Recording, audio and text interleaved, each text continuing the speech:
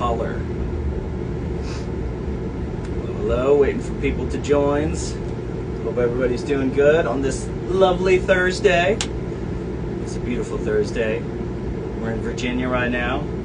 I've actually, I think we've driven the Blue Ridge Mountains several times. It's beautiful, amazing scenery.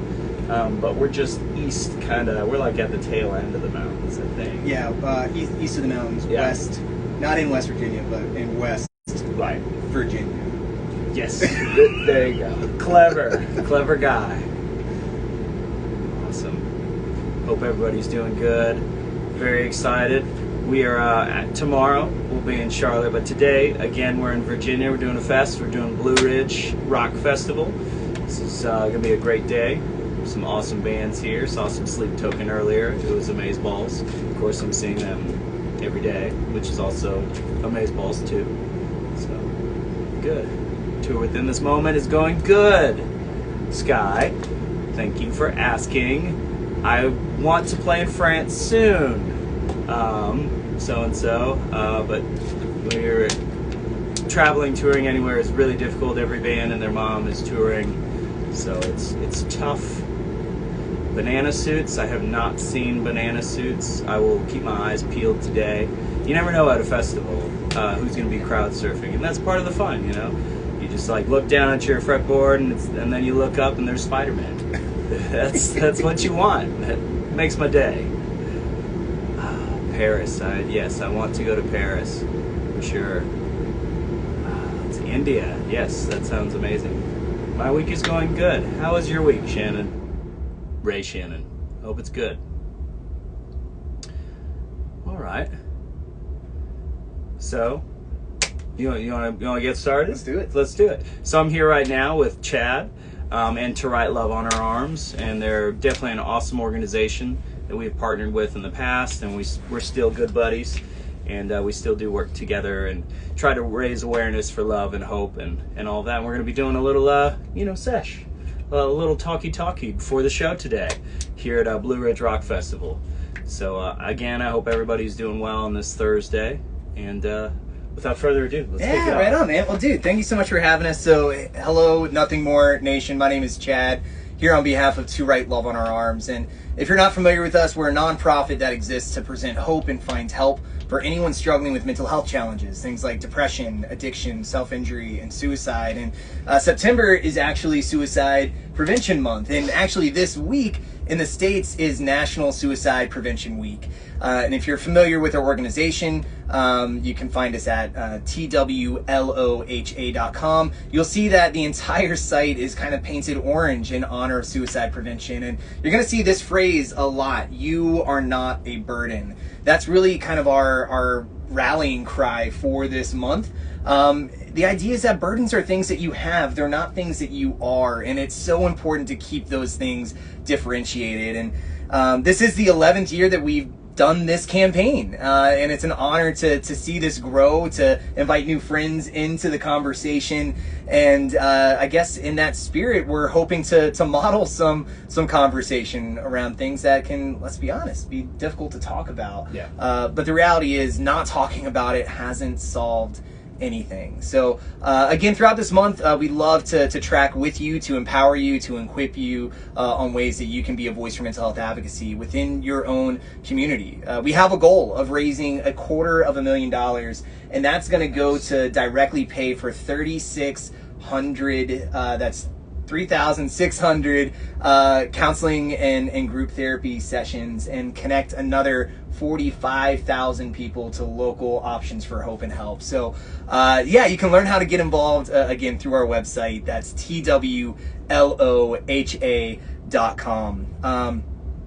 Yeah, so just kind of in the spirit of conversation, whenever someone buys one of these shirts through our website, it's going to come with some info on ways that you can carry the conversation further. So we're going to kind of dive into some of those conversation points. And I guess the first one is, Mark, what is the heaviest thing that you've ever had to carry? Wow. That's we're diving right in for sure. I think honestly, growing up with just a lot of baggage and trying to get through trying to what I want to talk about here exactly. Definitely struggled with being alone for a long time, and just the weight of that and how heavy that can be. Struggling with, feeling like nobody else is going through what you're going through is also really hard. And any of those things, through writing music, you can always find hope, and you can find songs that carry you through these hard times and realize, right, I'm not alone. People have been through this, obviously through video and through film too, those can help. I know, bands like early on, like Emery and Blindside, and even we share a love of Vo Sleeper. And some of that, the hardcore scene and whatnot, there's a lot of hope in that, which is really cool to know that you're not alone, you can push through. But dude, I think that's super relatable. Like the weight of isolation, right? Like the weight, it's almost a paradox, right? Like the weight of what's not there, the weight of feeling a sense of connection, and I guarantee that's heavier than any guitar amps or merch setup that you have to move at any time. Can you share? And you kind of already did, so maybe we'll just skirt around that, but. In those moments in your life that you felt like a burden, what was it that helped you change your mind or help you see a different perspective? Just kind of like we're having a conversation right now, and I think it's so much of it involves like who your friends are and the people you hang out with, and iron sharpens iron. So in a lot of ways, it's like, man, these people aren't building me up right now, and that's not healthy for me.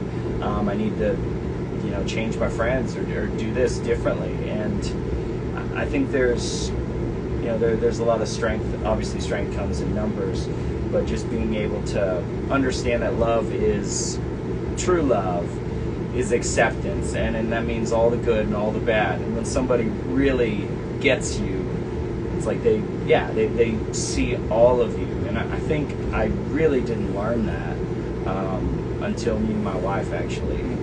Even growing up in a conservative Christian home and everything they teach, I'm not knocking any of that. It's just, I just saw things very black and white. And when you realize that it's like, man, everybody's messed up. Everybody goes through stuff, and we have each other. And that's the important part of like realizing that everybody's messed up. Everybody has stuff, and we can talk to each other and not be ashamed of it. And I think that's a huge thing. Like, I don't have to be ashamed of the things that I've been through, and realize that every scar is a bridge to another broken heart, and you can really, connect with people and have blessings in disguise.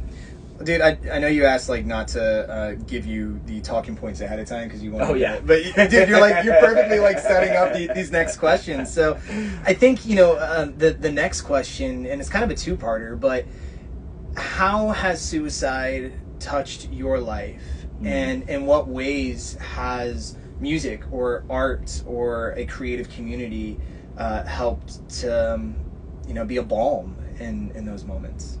Sure. It's always, I haven't had a really close friend, commit suicide. So I can't, personally say, from just my point of view, but I do know I have had more acquaintances and people that have gone through those things and struggled. And a lot of the times, right, you don't even know what's going on inside their head. And that's the hard part, because even on the outside, like, somebody can look fine, but on the inside they're screaming and they need help. And a buddy, a friend, to know that they're not messed up and that it's okay and that you are loved and people do want to be there. It's okay. I feel like through the pandemic, it's like we all felt maybe more alone than ever. I know I really struggled with some dark thoughts myself, and even being married and having a son, and like having a lot of those grounding points. Even with that, it's like I still struggled, because like play guitar for a living in front of people and connect with people through these songs, and I'm not able to do that at all. And being in my garage playing a guitar and asking myself, does this matter? Am I doing anything that is helping anyone? I don't feel like I'm even helping myself right now. Like, this sucks. This is awful. So because of that, like, really feeling like just down and wondering, having those dark thoughts of like, what if this ends? Could this end? Should it end? I hate to admit that, but we all have these thoughts, you know? Yeah. Yeah. Well, dude, thank you so much for sharing. And I think that's one of the magical parts of being at festivals is you see so many people, more people in one place at one time than virtually any other time in your calendar. And everyone's coming with a context. For some people, this represents a special treat, you know, something that they've been looking forward to for the last 51 weeks. And, you know, they've had their ticket in their hand for so long, and now it's the time. Then you have some people that this is a retreat, that this is trying to make sense of their lives. Maybe some of them, they're looking to their right and to their left, and they realize there should be someone else here. And, you know, I know that y'all, being such strong advocates for mental health, you hear that all the time at your shows. You know, the times where your songs have kept someone grounded, got someone to wake up the next day. People coming to your shows that are talking about they're here because their cousin introduced them to y'all's band, and they had an early exit. And I guess, you know, to what degree does nothing more, you know, kind of feel like y'all have a horse in this race? What are the stakes for y'all in terms of talking about mental health? There's not a ton of bands that are having this conversation at this exact moment, and I think that that's certainly something we're celebrating, that y'all threw this together and said, no, we're talking about suicide prevention today. But yeah, I guess, you know, just kind of where is the band coming from in terms of these conversations? You're right. No, that's a great question. I feel like through, I know Jenny and that whole campaign that we worked through together, and I had no idea the impact that was going to happen, and how many people it would touch and start a conversation about what they're going through and how they need help, and not being afraid of asking for help, asking for a friend. Again, because we all need it. I feel like that really, to me, turned a light on, because it's like we were just writing a song about Johnny's sister and kind of what she was going through and what tough love is sometimes, and being honest about those things. So again, that turned the light on for me of like, wow, like there is an audience here. We really did make some change. It really helped people. And again, remembering that it's like there were songs when I was growing up that got me through this and touched me. It made me feel goosebumps and chills. And that's what matters. That is why I want to do this, and I am happy and blessed to do this, to kind of keep writing those songs. So yeah, on the stories we tell ourselves, you know, having songs like Fade In, Fade Out and Tunnels, and having people share stories of how much it helped them and get through this, that's just fuel, I think, to us to like kind of keep searching and keep telling these stories, to let people know they're not alone, that there's acceptance in love, and that's what true love is. And to, you know, try not to, as much as you can, you know, live in the past or live in the future, but live in right now. That's a big theme, I feel like, with the new album. A lot of it is just being present and being, and you don't have to worry about the woes of the past or the future. You know, you just be. It's all about the now. Power of now. Well, again, maybe you're just reading my notes here, but if you were to say anything to someone watching this now or in the future, or someone that's about to catch your set, someone that feels as if they are a burden, what would you care to communicate to that person? I'd totally tell them you're not. I know that's so easy to say. It's like, sure, we've all done things. We've all messed up. We've all felt like we're completely naked at points, showing all of our imperfections. But realizing that you're not alone and that it's okay. And again, true love is accepting all of that, all the good, all the bad, and we all have that. So no, you're not a burden. it's fine. You are loved. People do care about you. People do care about me. Like, I have to, tell myself that too a lot of the times. If I feel like I'm such a dumbass and I can't believe I did this, I really embarrassed myself. I'm wrong. I'm being bullheaded, not admitting that I'm in the wrong, or being unwilling to apologize about something, and then having the weight of that like really carry over into other parts of my life. And just, man, the best thing you can do, just be honest. Show your scars, show who you are, and that's part of your story. And I mean, that's so much of it, like conversations about perspective that, I feel like I could ask any one of y'all watching this, is there anything that you would rather carry than a loved one through a tough time? And you'd say, get out of here. Like, absolutely not. I would do anything. I would drop anything to make sure that my friend, my family member, my bandmate, my coworker would wake up tomorrow. But we so often don't give our loved ones the benefit of the doubt that our heartaches are something worth carrying as well. So yeah, just totally want to echo everything that Mark said, and just, kind of add on to it by saying, let people love you to the degree that you love people you love, and that's okay, and that's not selfish, but the only way to get through this is going to be with other people. Yeah.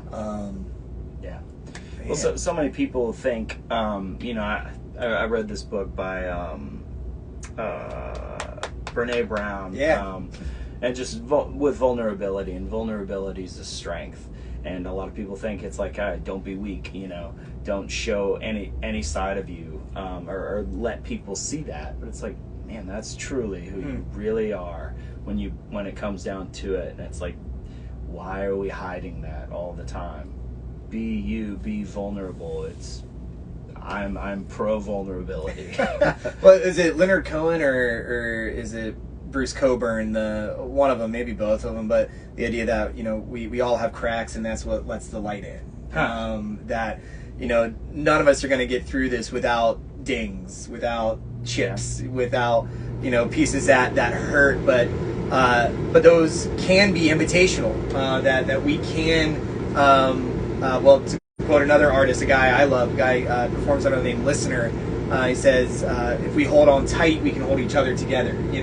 That it's not all on you to keep yourself in one piece, but there are going to be people to help you. And to that degree, I mentioned earlier about our campaign and about the funds raised and where that's going to go. But at any time, day or night, you can check out our website. If you go to the Find Help page of our website, that's going to help you find affordable mental health care options by zip code. That's active in every zip code across the United States. We have 24-hour helplines. We have text lines. We have chat lines. Any way that you are able to communicate, we want to make sure that you have access to the care that you deserve. And so much about this is also, it's not about the money. The money's cool. The money helps us get the work done. But what's even cooler is the conversation. So any bit of sharing that you can do is going to be worth the world, worth a tomorrow to someone else. So you can check out the campaign by going to youarenotaburden.com. That's the landing page for everything about this campaign for Suicide Prevention Month. Y'all have been so kind with welcoming me here on y'all's channel. Y'all have been so kind gelling with us throughout this conversation. I'm wondering if I could be so bold to ask what's coming down the pipeline for Nothing More? What can we expect on this next tour, with this next album? Yeah. What's the word? Right. Yeah. Let's see. We're continuing on. We should have be leaking another song here maybe in a month or so, which is exciting. We just dropped one maybe 3 weeks ago, so that's 3 songs out from the new record, and then the full record will come out October 14th. We're really excited about that.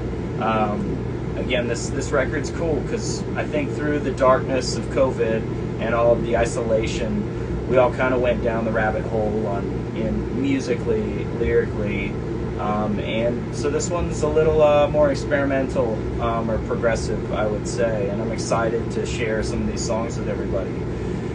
We might do a special show in November that's like a cool, weird, different, fancy masquerade type thing, really diving into the spirits and all the characters, the symbols and everything with the artwork that you've kind of seen online.